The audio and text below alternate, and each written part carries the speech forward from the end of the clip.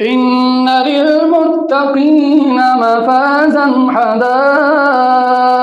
وأعنابا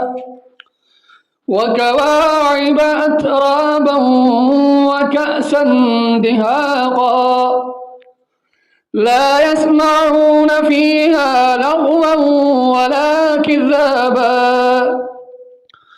جزاء من ربك عطاء حسابا رب السماوات والأرض وما بينهما الرحمن لا يملكون منه خطابا يوم يقوم الروح والملائكة صفا لا يتكلمون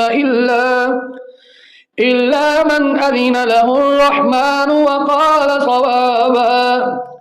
ذلك اليوم الحق